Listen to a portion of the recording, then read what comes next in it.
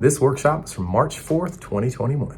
Hello neighbors, Christopher Henry here with Noya Mountain Music, and would like to give you a little intro to this video. So, during COVID, my good buddy and cousin Dave McLaughlin, Hall of Famer from the Johnson Mountain Boys, mandolin player, Monroe style expert, and I started doing the Monroe style workshops. And we've done many different ones. We started out with Monroe style improvising, 1, 2, and 3. Each of those led to a 12-week course, which is available at noyamountainmusic.com. But what we did is we started learning these devices, and we had lots of special guests come in. Monroe style improvising went for 3 12-week courses. And then we had the Monroe Lineage series, which was 2 courses, and then the Monroe Legacy courses, which were 2 of those. And then now we're on to the Monroe style jamming. Anyway, so we had lots of special guests, and one of the ones that's the most important is Mike Compton. And so in this episode of the workshop, we were looking at Road to Columbus and Little Cabin Home on the Hill. And it's a great workshop, lots of good learning and information being shared. And if you'd like to support this free material on YouTube, please consider becoming a Noya Mountain Music patron at patreon.com/Noya Mountain Music. Oh yeah, and please consider liking, subscribing, and put a little comment into the comment section if you'd like to. That helps us all with our algorithms and bluegrass rhythms. All right, so without further ado, here is the Monroe Style Workshop featuring Mike Compton. Well, what would you like to teach us about the old Road to Columbus today? I love it because it's a simple tune conceptually, very straightforward. Monroe played this. This was in his grab box of first call tunes. So it's one of those things he played a lot. I don't think there was ever a period in his career after he wrote the song that it wasn't a commonly featured instrumental on his stage shows. So easy for him to train the other band members to play. Anybody how can you not figure out the chord progression? It's very basic. Now that said, not the most easy, all those little Monroe nuances in his mandolin playing of it, some really cool things to watch out for. What are some of your favorites to watch out for? What key is the thing in again? Sorry? A? Is it an A, or what key's it in? Key of A. What key's the thing? Yes, A.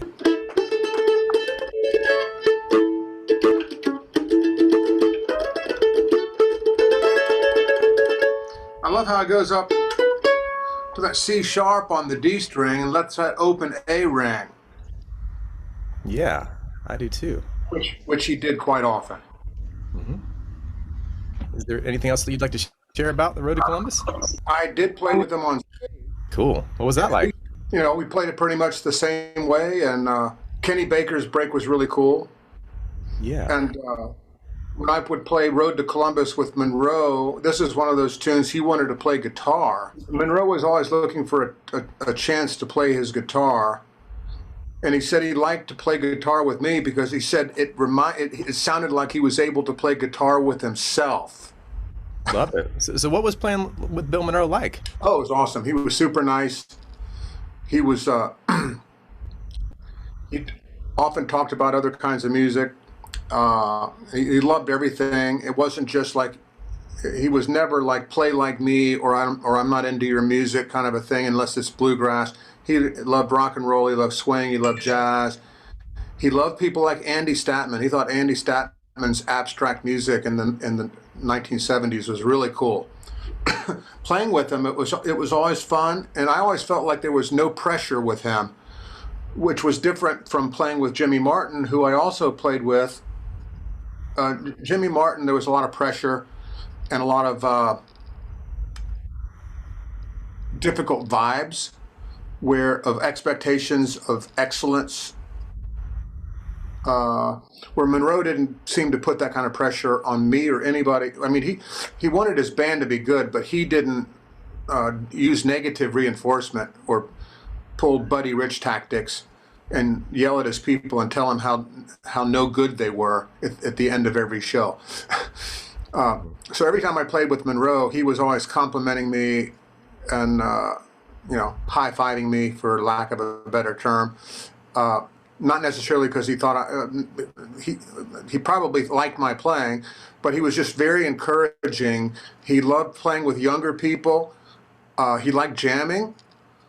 he loved playing with people that didn't know or understand his music at all. He was one of these types of people that when kids would come around, he would want them to try his mandolin, even if he didn't know whether they played or not. So like, and then I grew up knowing Monroe because my parents were good friends of both him and Charlie, and my mother especially had known the Monroe brothers since way back in the 1930s. So my grandparent, on my mother's side, were friends of the Monroes, Charlie and Bill. From the time I was born, I grew up hanging around Bill Monroe, and so he knew me from early childhood. But still, I saw him engaging with other people that he didn't know, and he was very, very outgoing to people that came up to the record table. He loved shaking hands and hugging people he just met, and playing with him was the same way. He was just very, very outgoing, and quite a few times he would say, "Hey, you want to get up and play a tune on my next set?" And I go, "Sure." There were a few times I actually said no because I was either too tired or wasn't on top of things, or wasn't, Or you had shorts on. rest, or the Johnson Mountain Boys were following him or something.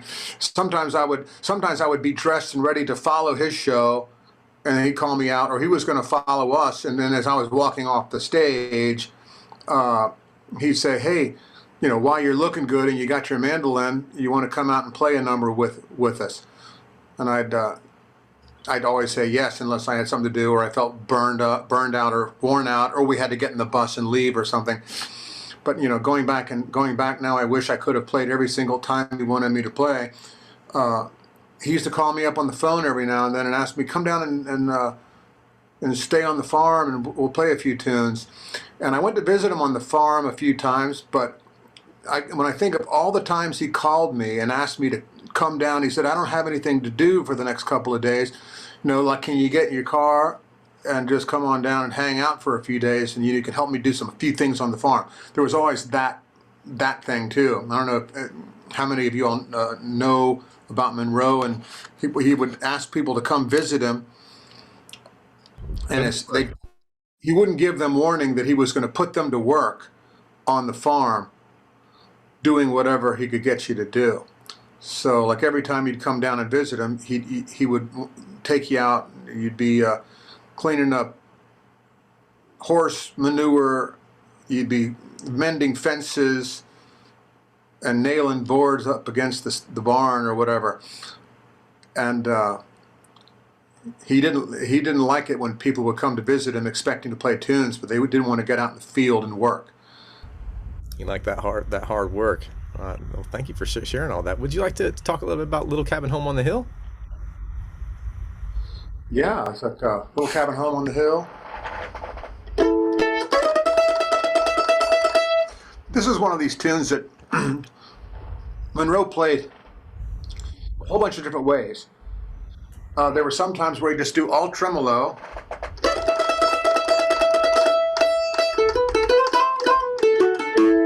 He'd also do that, but sometimes he wouldn't. He'd go.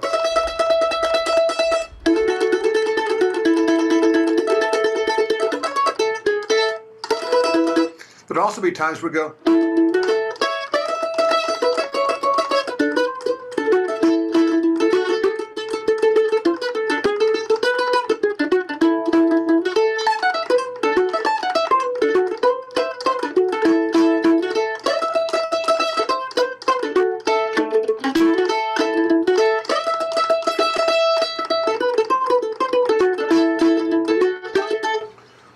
So there were times he would just 16th note the tune, and then other times he'd just tremolo his way the whole way through, depending on like how wild and crazy he was feeling. Yeah, definitely. Never doing the same thing twice. One of my favorite things about the configuration of the band that recorded with Lester and Earl and Howard Watts, Cedric Rainwater, and Chubby Wise was that it was pre-chop. And so Bill played some amazing backup, especially on Little Cabin Home on the Hill. Is there anything you want to talk about, maybe about how he would approach his backup? Yeah, he would use a lot of those. Well, first of all, about the chop and bluegrass in general. Bill Monroe is a he had a big thing for the backbeat in music, and that comes from his blues upbringing. It's the same reason there's a heavy backbeat in rock and roll in the early electric blues rock stuff in the 1940s and 50s. That backbeat, like that Beatles song. Gotta have, what's that song? If you want to dance with me, or something about rock and roll and a backbeat. I forget what the song is. But Monroe loved the backbeat. That's why he developed the chop. It replaced the snare drum. He loved the drums, but he didn't carry drums because it was cumbersome to travel with a drummer, with a drum set and a drummer. But he loved the sound of drums. I loved it in the blues stuff. And I asked him when he used some percussion on some of his 1950s recordings. I asked him, is that something he had chosen to do, or did like Decca Records make him do it? And he said, oh no, I wanted to do that. He said, I wanted that percussive backbeat in there. And he said, another thing he added in is he said, Decca Records never made me do anything. But I hear all these people today saying, oh, well, Decca Records just made him add the organ and made him add the electric guitar and made him add the snare drum in his recordings. But he said that was not true at all. He was the one who wanted the organ and the electric guitar and the snare drum. But the backup on that song, he would also do those little syncopated hammer-on things. You know what I'm talking about, Chris? Yeah, I think you're talking about these. Exactly. You can hear him. You can hear that stuff in the background, and it's so beautifully placed. It really is. So let's switch gears for a second. Thank you for sharing all that. I want to play you some video from Buddy Spiker. This is from an interview I did with him in 2012. Some of you all even may have seen it. I posted it to the Monroe Mandolin Appreciation Society. But he's talking about Road to Columbus and the Major Seventh. So let's just go ahead. Can be so vastly different from one good musician to another good musician. I was just thinking as you were talking, Kurt Story played me one time. I guess there's some recording that he's got of I think it was maybe at the time of Red Taylor's passing. Maybe you were visiting with Bill Monroe, and y'all were talking about, you may know what I'm talking about already, where he was mentioning to you, I always wanted you to play it like I wanted to play it, but it was better that you played it like, you know what I'm talking about? He said something to you about that? Yeah, I do remember that, and I was so proud of him saying that to me because I remember one time on a session, he said to me, buddy, he said, Kenny cut his hand, and I wanted you to be the fiddle player on this, and he said, now, so-and-so, all of his bandmates, he said, they were all against you. He said, I said, no, I want, and he says, you're the only one that I've ever had that could do what I wanted. And listen to that. That's a pretty big compliment. Of course, I don't have that recorded, but something similar, like you said, when I worked with him about a year, and Billy Joe Foster was getting under the weather, and so he wanted me to learn Bill's tunes, and Bill was there, and Billy played him the way Bill liked it, and so Billy was showing them to me, and it was doing that little, I just had my little cassette tape so I could remember what he was.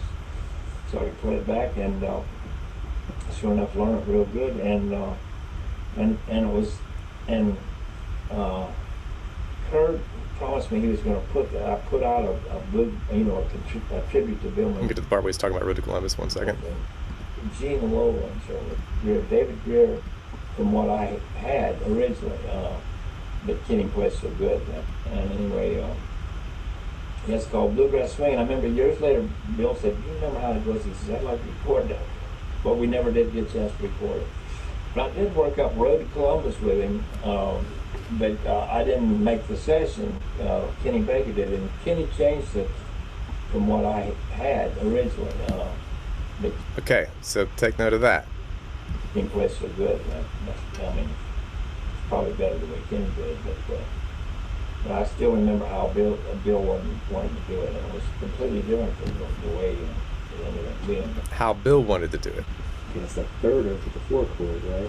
Yeah. See, originally, Okay, so this is 2012. Fast forward to pandemic. I asked Buddy Spiker to make me a video of him playing it the way that he remembered doing it, and so this is that video right here. Can y'all see this? Yeah, cool.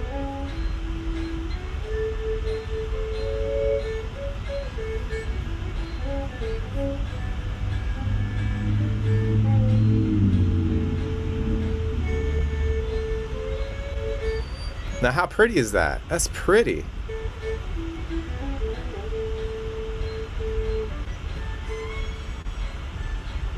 Anyway, he goes on. I want y'all to hear when he talks about leading the four chord to the four chord of the four chord. He wanted me to play octaves. That was octaves, and then. Did you hear that? So he specifically said he wanted him to play the octaves. Not. He said octaves. He specifically said that. It was a major seventh, a C, even though he went to the four chord. Bill heard a lot of stuff like that, but when Kenny cut it, he went da da da da da da, and then he went to a seventh, which doesn't make sense because as a rule, if you're going to play a D7, that means you're going to go to G, right? But I mean, that was more of a Baker style, and that was fine. But it is. Sometime I'll show it to you. And so what we're basically, so basically Kenny Baker kind of rewrote the tune, which, for better and worse, it's beautiful. It's really catchy, to hear it that way. I just want y'all hear just a little bit more about it. One funny thing he says. When he heard it, but just like he thought that he invented minors. He thought that he had invented minors, So you don't want to say, Bill, minors have been around a long time. You didn't, what I mean, if he thought that. Sometimes, he'd even pick up his guitar and show us things. And, I'm the first one that ever played the minors. It was more or less just country growing up, like Loretta Lynn would say country things and think country ways. Her mom liked to read the palm or read tea leaves and stuff. It's just old-timey Kentucky stuff, and it's wonderful, really beautiful. That's fine. And so you can just see that that Buddy Spiker is just, he's very aware cat, about a lot of things on a high level. And so you can watch it's an hour and a half interview with Buddy Spiker. It's on YouTube, the whole thing. So here's Mr. Mike Compton. We'll welcome him to the Monroe Lineage workshop. Welcome, Mr. Compton. How be's ya? I'm good. Yeah. Let's see here. Not that guy again. I didn't know Mike was going to be in here. He has come to spread the gospel of Monroe, and we really appreciate you helping us with the videos. Hopefully, everybody got a chance to look at those. Thank you very much for doing that. Well, don't thank me till you've watched them. I watched them. They're great. How are y'all doing? We're doing good. I was just playing the folks this snippets from this Buddy Spiker interview where he was talking about how Bill wanted him to play, Road to Columbus, which is how he played it and how he wrote it. And he specifically mentioned two things about the octaves. He said Bill wanted me to play the octaves, and he also went on at length about the major seventh. And he gave a lot of credit to Kenny about how he changed it, and it's just so catchy the way that Kenny plays it, but really beautiful to have that major seventh sound in there. And so we were just kind of except Bill didn't call it a major seventh. Okay, right. Bill didn't call it a major seven. Bill just said, play this note. Yeah, he didn't have that kind of formal training, but he could hear those sounds, and it's the same major seventh that you'll find in Lockwood, over the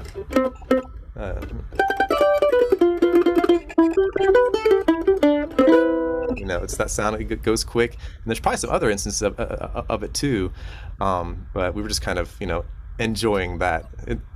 Such a great sound. That's my, As that's a one of my, child, I grew up with some formal classical training. Took years of lessons on piano and classical violin and viola, and so I was always including that in the vocabulary of that in my conversations with Monroe. I wish I could have recorded some of his responses to my discussing musical notation and chord theory and stuff like that with him, and some of the ways he reacted or responded or engaged in the conversation. Some of the things he said were quite funny. he had a real funny way of explaining things in musical terms and non-musical terms. Yeah. Yeah, I wish I had heard that some of those conversations too. I like that sound that you're talking about, Chris, is all over the top of Shenandoah Valley as well. Whenever Nice. he goes to the four chord, Bill plays. He just plays all over the top of it.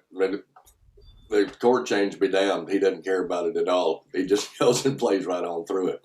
Yeah. But that's the best part of it to me. Uh-huh. Yeah, that's some serious intent, and of course his ear was just so fine tuned, and then I think it's easy to kind of be confined to convention, for different reasons, but that's one, of course Bill respected the tradition immensely, but he was hearing stuff. Yeah, yeah. Some people might have wondered what it was he was hearing.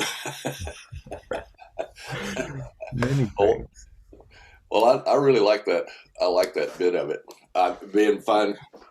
Being confined to convention, as in only playing solos off of records, is kind of where a lot of people are at. Of course, I guess that's not news to you. I guess, or David, either one. Because the hard part is just wrapping your mind around the style and interpreting what he's doing and using it your own way. Exactly. To me, that's the last lesson of Monroe style. Don't play it like Bill. Well, that's what he said all the time. See, Learn the bluegrass and then play it your own way. that's right. Would you care to just I'm not sure that everyone's got a chance to kind of dig into all the study material. Would you feel like kind of just talking through Road to Columbus a little bit? Yeah. The way everybody's learned it seems like mandolin players and fiddle players and banjo players and guitar players and everybody has learned it pretty much the way Kenny plays it, with those big fat 7 chords in it. Why do you think people just bypass Bill? That's something that is just bizarrely confounding to my. I mean, like, I don't know why everybody just be like, oh, let's just not listen to the mandolin break. Well, as I'm learning my mandolin part. Well, I think because Baker's solo is so strong, and especially throwing in those 7s, it's such an ear catching sound. That stuff, and Bill's just kind of hammering on the one. I think it has a tendency to get lost because it's not. To me, it's out there prominently, but I can see how it would be easy to just sing a lot on right by it. As it just, I don't think it comes across to normal ears as strong. And plus, Baker's versions of it are easier, more accessible than Bill. If you want Bill's, you got to look for it. Mm-hmm.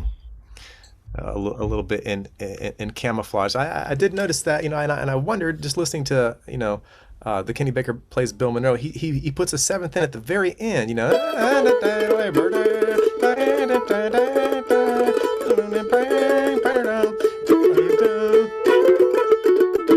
At the very end there, so maybe Baker's like, I'll have more of that, please. Well, the way he did it on Kenny's record is really the third incarnation of the way he plays the B part. Cool. So let's dig into that a little bit if you want to. Oh, I knew I shouldn't have said that. What were the first 2?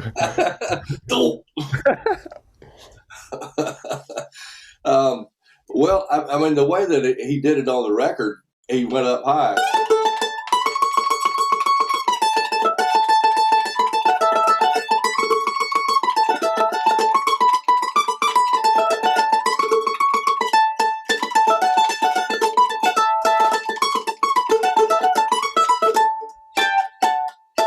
up there. So all of that is way up, and there's not really any indication that there are chord changes in that at all, except when he gets to the midway point and he goes, but he's right back onto the root, right back onto the A, just as soon as he gets through doing that.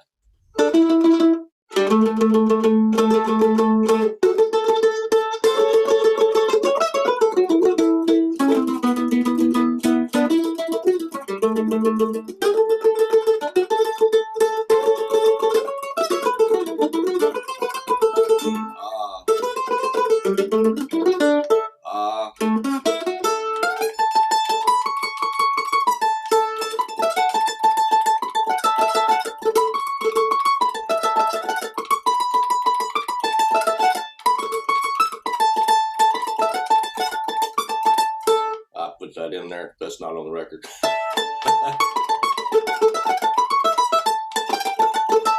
Now that series of notes right here,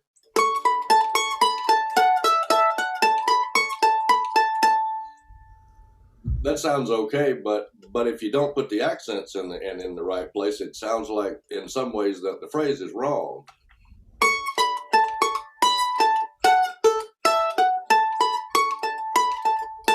Like that.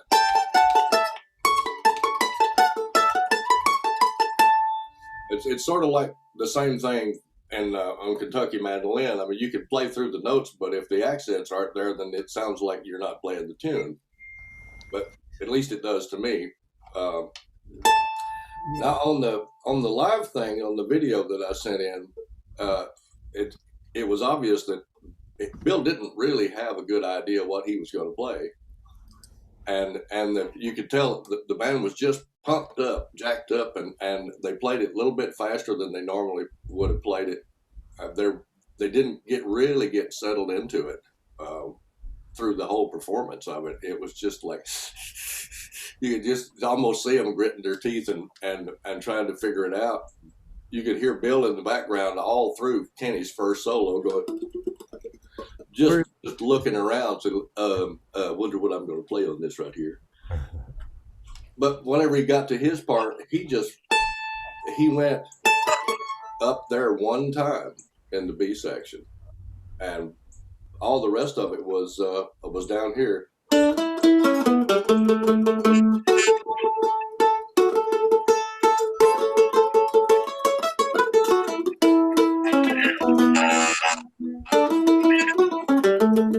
It's similar to the way it ended up.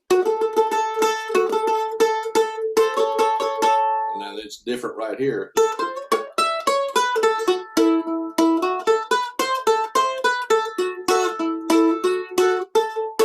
Cool. And you play the open E with this line.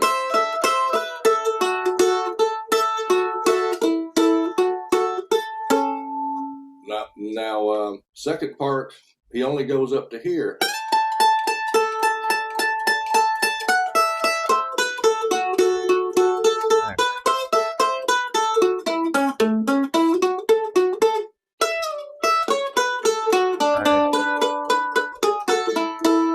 Now, see, he doesn't imply that there's an E chord there at all. He goes, plays the open A note. Now up, slide. That's a C natural.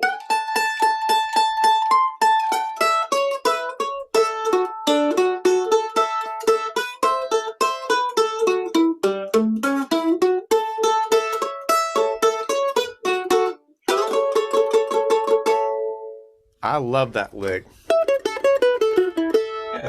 Yeah, little finger. So the second part in that is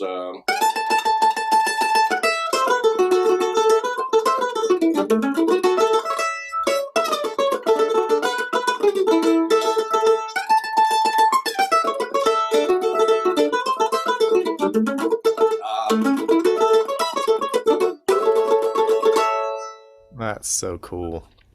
Do you think that this this is such a common form, bar 1, bar 4, bar 1, bar 5?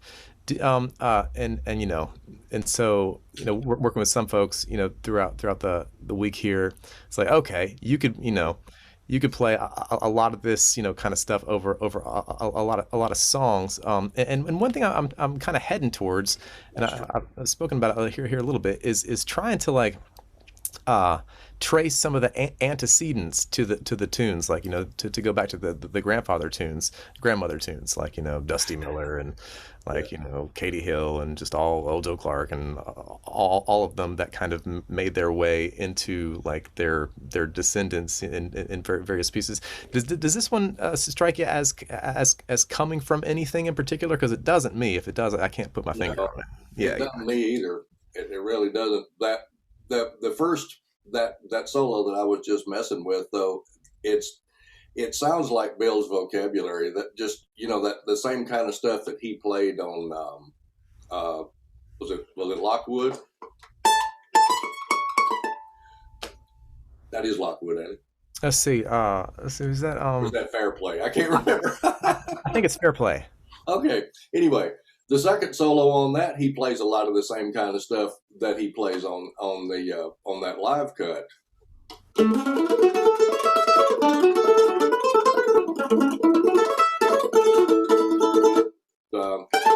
Yeah. It's the same guy. I mean, you can tell it's his vocabulary. But it just kind of fits in over the top of all that. It's just Billisms. And Virginia Darlin's pretty close to in there too, isn't it? Kind of the same street.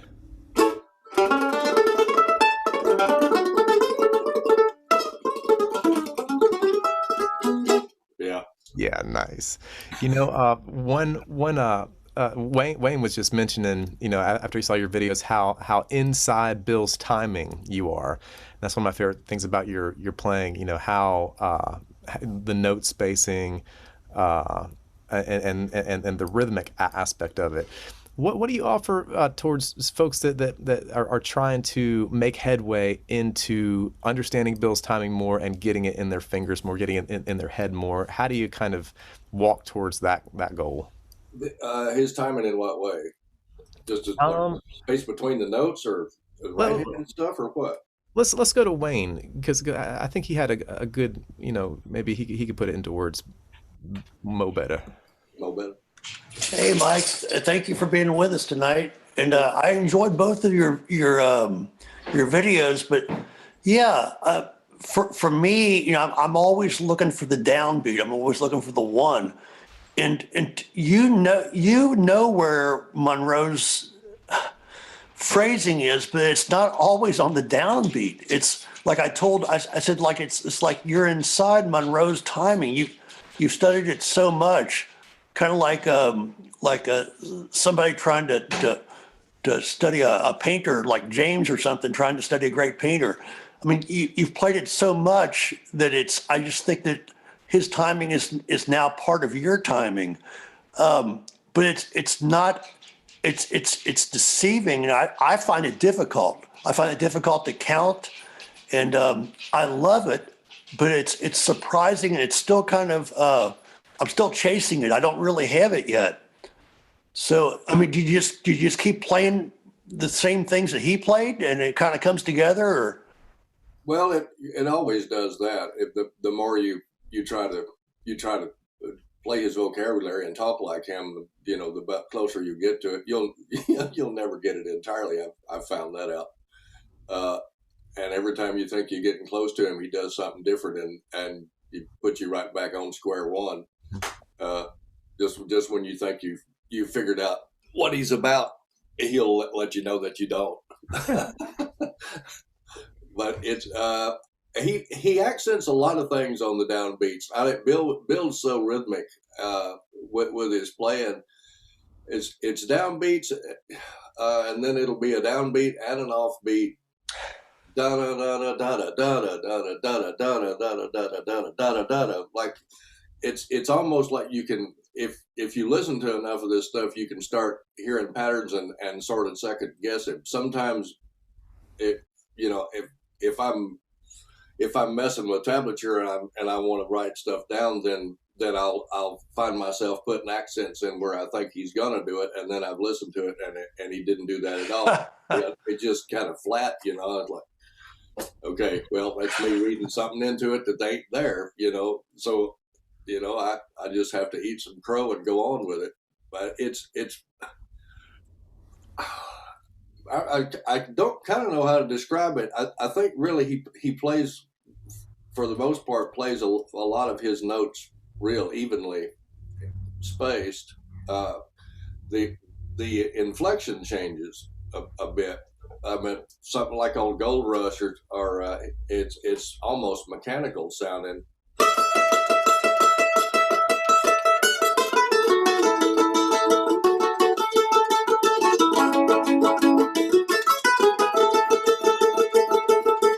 It's Great real example. It's real deliberate. If you Tennessee blues, it's real deliberate, but the feel of it's entirely different.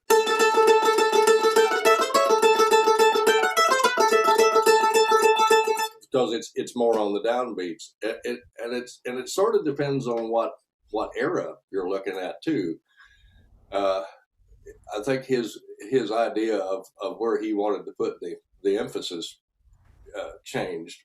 On the later stuff though, to my ears, it's different in that he kind of tends to drag back behind the flow of the whole thing and just kind of hang out in a place where you think, well, he's going to lose it, but he doesn't ever seem to. It seems like he's leaning so far back, and it's almost like the tremolo is just going to start to just like drop off, but it's not. He's shifted where he hears where that thing wants to sit, and he puts it in a different place.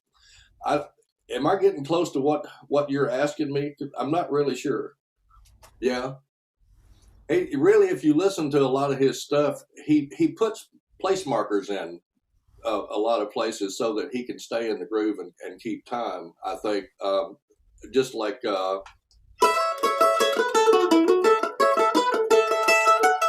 if you listen at the end of the lines, sometimes he goes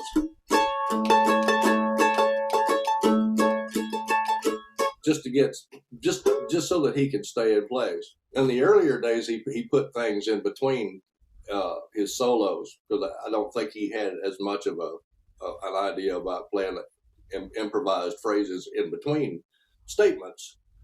But you know, so he would just kind of play a little time or something like that, something real simple. But as it went on, it seems like his sense of what he wanted to do, as it grew, he got to where he was plugging things in more and more. Yeah, it's so diverse, it's so vast, it's so unpredictable. It's kind of like you can't talk right at it. You just got to kind of talk around it and then just like keep listening. Yeah, and like I say, and then he'll play something that contradicts what you just said. Exactly. You know, one of the things that we had a lot of fun with this week was going into the original recording of Little Cabin Home on the Hill and checking out his backup, because it's, you know, pre-chop and you can hear the backup really well, and it's so just exquisite. Would you mind talking about, you know, how you think about that kind of early concept of backing up the lead vocal with the mandolin tremolo and stuff like that? I would think these days, if you played the kind of backup that Bill played in those days, that you'd have the singer all over you, all on top of you. You know, so it's like, knock it off. It's my turn. You know, it's just like, but I love that. A lot of those double stop tremolo kind of thing, chord shapes that he did back behind the singers. I really, it dumbfounds me how busy he was with some of that stuff. On this one in particular, Little Cabin Home, it really sounds like at some points that he's playing his solo in the background. I mean, or at least the same kind of stuff. Mm-hmm. And I was thinking about it all coming back from town a while ago. Just how he wrapped that solo thing that he did. I can't understand quite where he might have even come up with parts of it. He came back to the phrasing of the vocal in bits and pieces of it. But I mean, if you're going,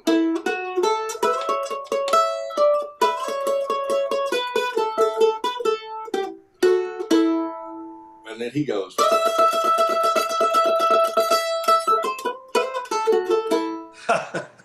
now I understand this,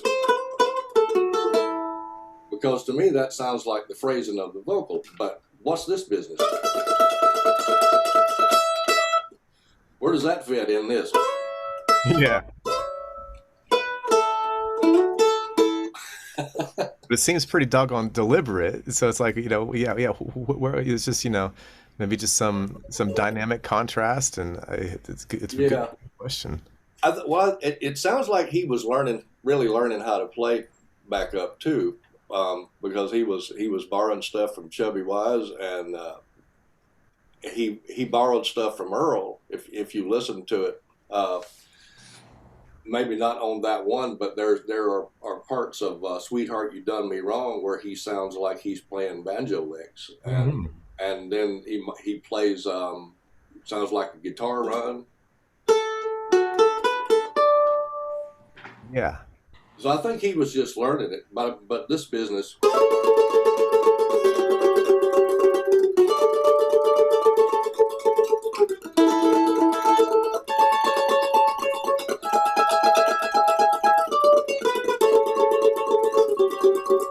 I mean, to me, that's just perfect and pretty.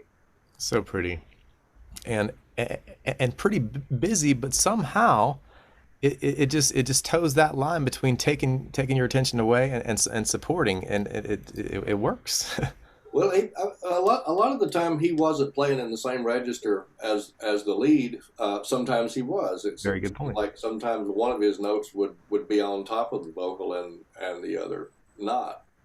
Yeah, that's a really good point. I remember hearing Earl, or maybe someone talking about Earl, saying that like when Lester's singing low, I play high, and then when Lester's singing high, I play low, and that's just like the simplest rule of thumb ever.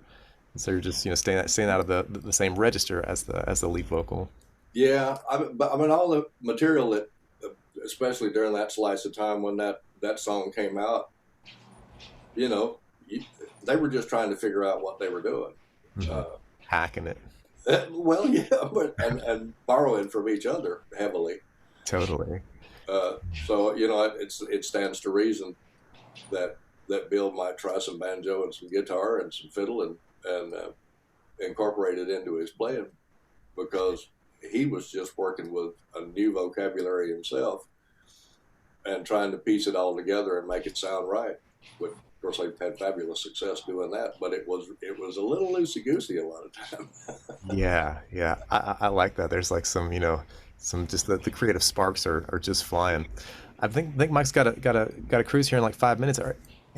Any questions for Mike? I got one if there are no questions. I think David's reading the book. Looked like he was reading the book, checking his email or something. He just like he won't talk to me when I come on here. I don't know what I've done. He's thinking about it. I know it is. You ain't got nothing, do you? Okay, Chris.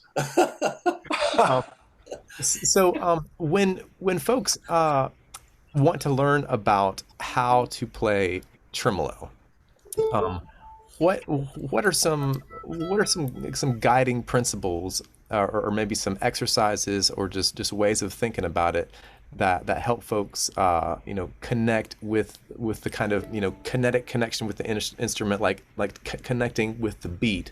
Because I think a lot of folks have trouble just really getting the mathematical precision, which doesn't maybe always have to be there.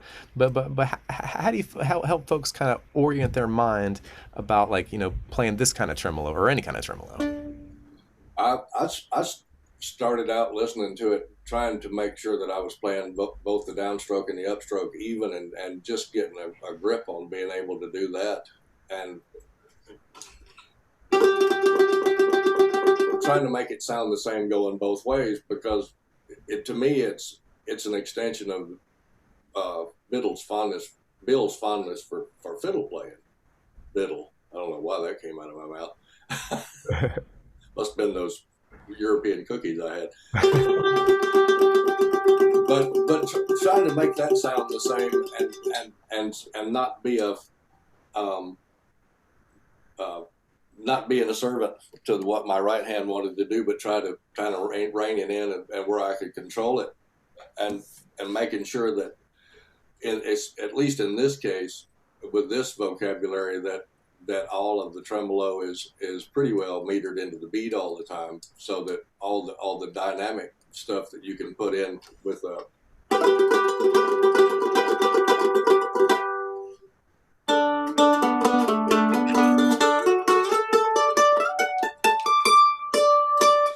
make sure that it comes out nice and square, so that you can put dynamics in into the phrases and not get lost and not paint yourself into a corner, and then start really listening to where the emphasis should come in. If it's metered into the beat and it's nice and even, if you just get that going and have a canvas, and then you can put all kinds of stuff on the top of it, right hand wise.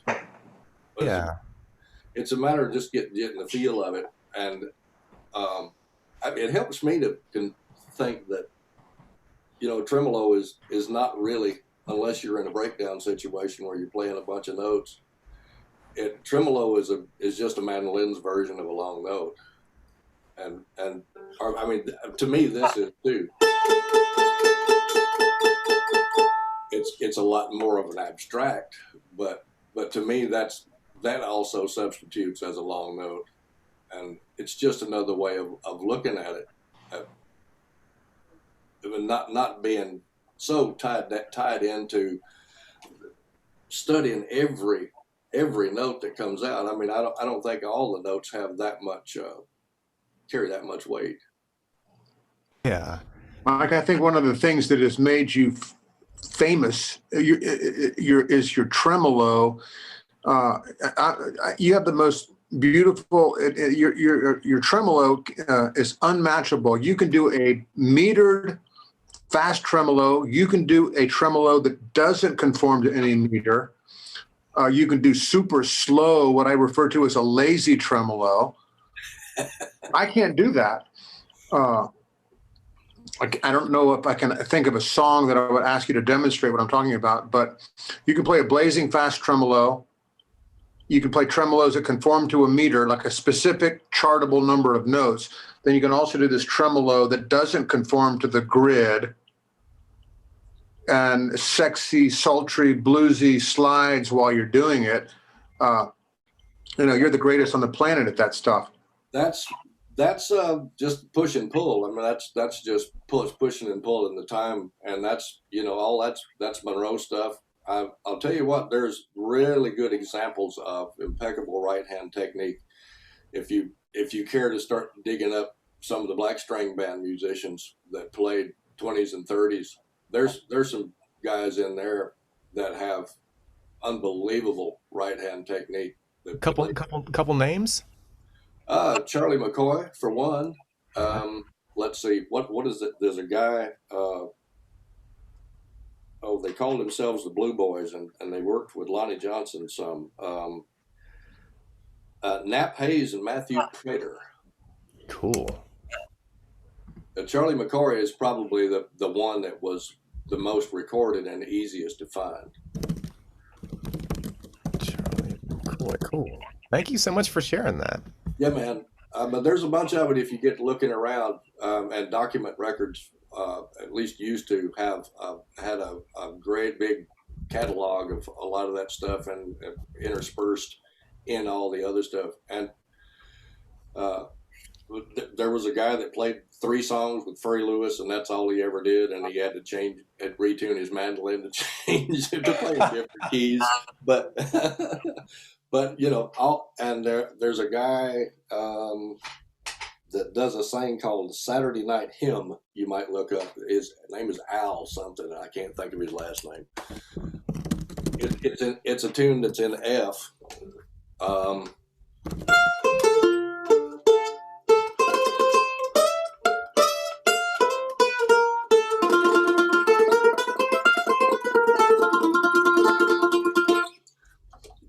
It's a mandolin player. Sounds Nice. like he's playing a flat back, flat top, plywood piece of junk, but boy, It's got it. reaches out there and grabs you. Nice. Thank you. I digress. No worries. I think that it'd be important for us to have a look at some of that stuff to, because I think Bill had his ear on, so much of that early music and grabbing from all the good stuff. Mike, we hope.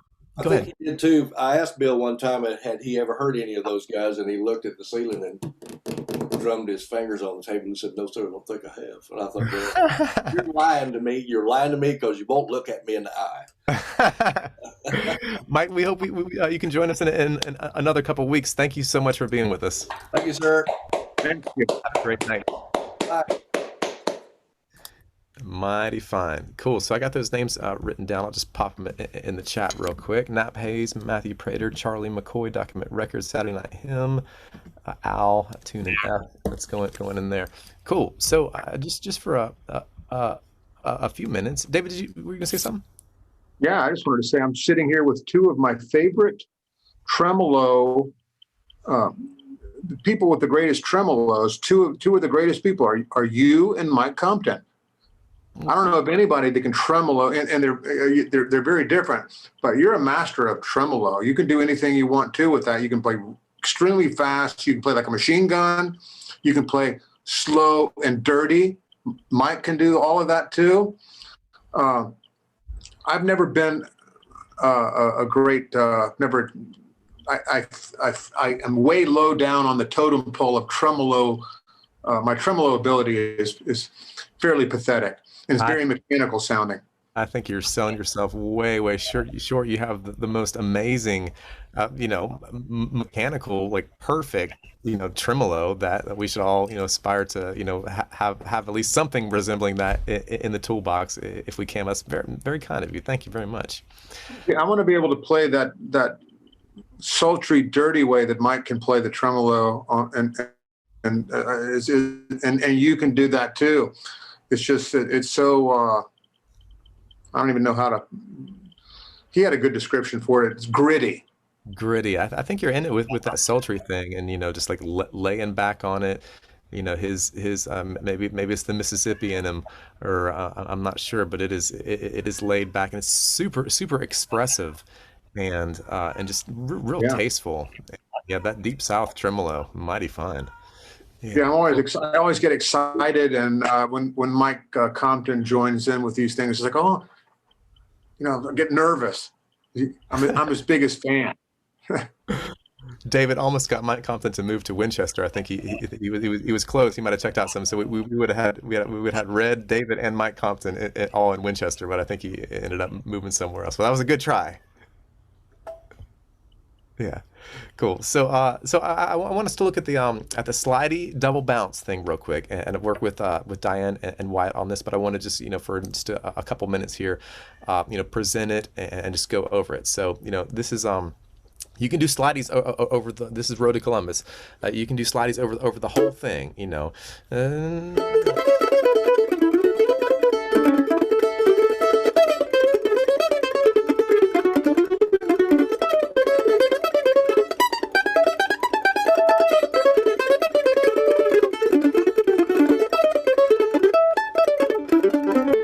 Great. It's one lick. You can do the whole thing. It's just something to do. It's our favorite, one of our favorite devices, and you can just wear it plumb out. Okay, so you can do the first half with slideys. Back to A. Then here's the double bounce.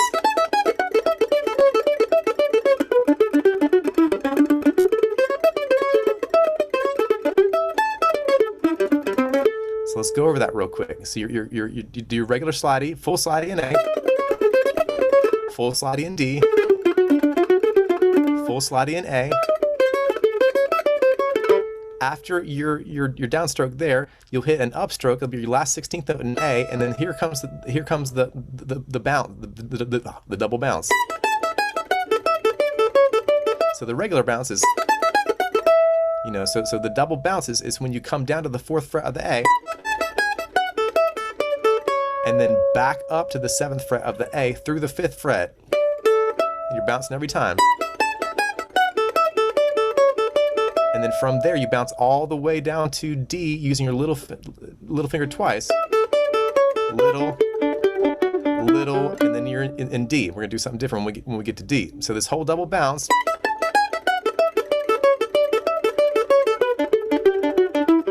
Okay, so once we're in D, we're gonna hammer onto that. We're gonna do this little stagger thing,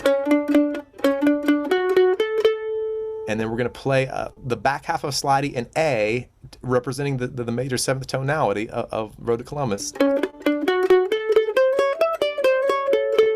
Okay, so this is after the double bounce.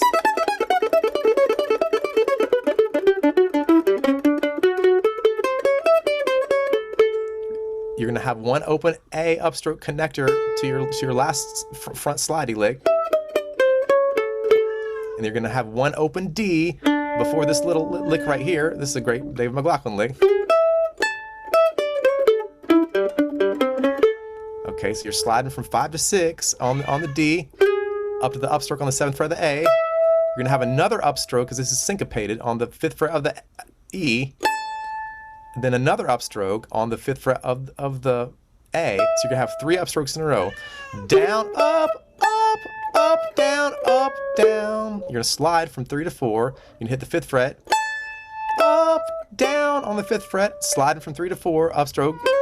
Then you're gonna play the last downstroke on the 7th fret of the D. So this is the whole lick. 2, 3, 4. 2 more times, go. 1 more time, go. From there, you're gonna tag it with bounces coming out of your chord, the little finger of your chop chord, starting with your little finger. Bounce on the 9th fret, that's just your chop fret. Bounce, ring finger, bounce on the 7th fret of the G. Open G, that's the bounce. And then you're gonna slide from 5 to 6. Articulate it, down, up, and then end on the 7th fret of the A. Slowing down, go. Bounce, bounce, bounce. You know, the slide's not a bounce. Bounce, bounce, slide, ring, run, 2, go. Down, bump, bump, bump, bump, down. 1 more time, go. Down, bump, bump, bump, bump, bump, bump, bump. Okay, so this whole lick sounds like this. Bum, bum, ready, here we go. Slide up, up, down, bounce, bounce, 5, 6, bounce. 1 more time, go. Boo down, boom, boom, boom, boom, boom, boom, boom, boom, boom, boom. 1 more time, go. Boo down, boom, boom, boom, boom, boom, boom, boom, boom, boom. Okay, so this whole double bounce, everything sounds like this.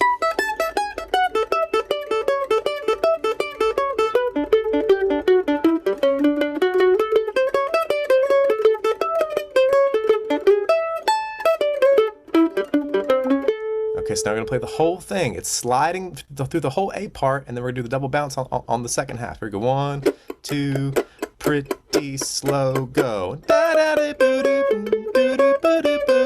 D. Back to A.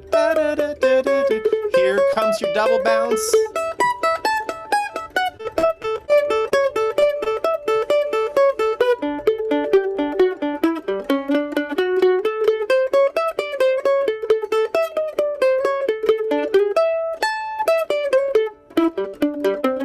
We'll speed it up a little bit and then we'll do our round. 1, 2, ready, go.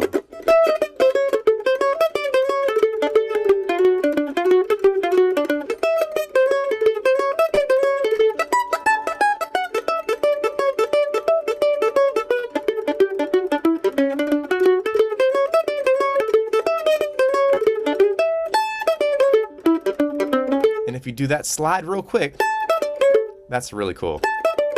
You can do it long, or you can do it fast. No, very cool. So one time kind of up to speed. 1, 2, ready, go.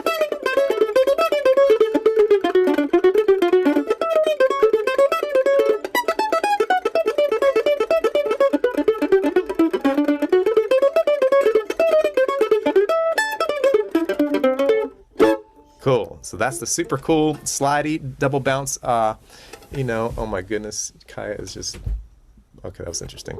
All right. So now check this out. So this right here is a Swiss Army knife break for anything that has full bars of 1-4-1-5. Okay. So and they tell me that's the way of your love. Oh, they tell me your love's like a flower in the springtime, blossom so fair. In the fall when it loses away, dear. They tell me that's the way of your love. So you can use it for love is like a flower. It's great, you know, and you can mix and match. Sorry, David. That's amazing that you can do that. You can play these devices through the chord progression. The devices all comply with the chord that you're in during the chord progression, but yet you're able to sing the melody and the words. Now I can play what I'm singing. I can go. Tell me your love's like a flower, but I can't do the. Oh, they tell me you're. I can't do it. No, I can't even begin to do that. Well, I appreciate that. You must have two brains, or three or four, maybe. You know, that reminds me of Joe Stewart. Joe Stewart was like, you know, one of the best bluegrass boys ever. Like, you know, rhythm guitar, like ace. And two interesting things he said. He said that he would deliberately hunt down bad jams to practice his good timing. And then the other thing he said that was real trippy is he said that when you can play in one key and sing in another, then you've really got something going. You know? I can do that. Since I lost my hearing, I can play in any key but sing another. That's an interesting. Go. Tell me your love's like a flower. Oh my gosh, that's hilarious. That's a good. The total devices while singing the melody is that's a. I hope you don't make your students do that. Like, you know, I don't make anybody do it. So, you know, it's like, you know, patting your head wherever. It's just practice. Like you don't tell them if you can't do that, you don't get the gold star. No, definitely. Because that's impossible. Well, you're doing the impossible by doing that. Well, that's mighty kind. It's a I feel like it's a good way to, you know, explain things and keep the context and I'm not sure if it has I love these exercises, and that's why, you know, that the entire time we were doing these devices, I'm just sitting here with a big smile on my face. It makes me feel good because I do the same thing in my own training, and I have my own students do the same kind of thing too.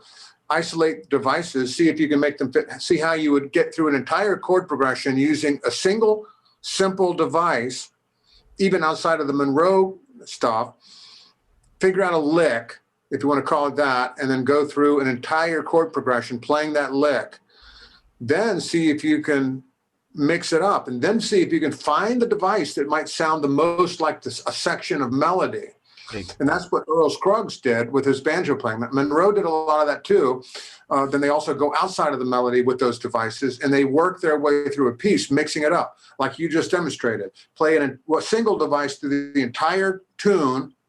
But then, how many devices do you have in your library of licks in your brain?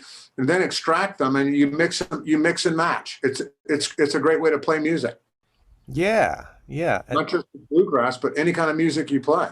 And the more that you know, then you become an improvisation master. Absolutely. And then just the bass line being like, just as long as you're like religiously interested in the actual melody, then that'll help you, you know, go across the circle to get to the fox. Right. So you can learn like just 100 Monroe devices. You can take each one of those and play in it the entire way through as a form of exercise. Absolutely. Or you can mix them all up. Yeah. You could do the whole thing with the slideys, the whole thing with the bounce. What's really cool, what's very effective is to play straight, simple melody and then throw in one of those devices strategically in one little spot, and then the crowd goes, "Wah!" Exactly. Because they didn't see it coming. Yeah. The element of surprise. You go something like, like you can go like.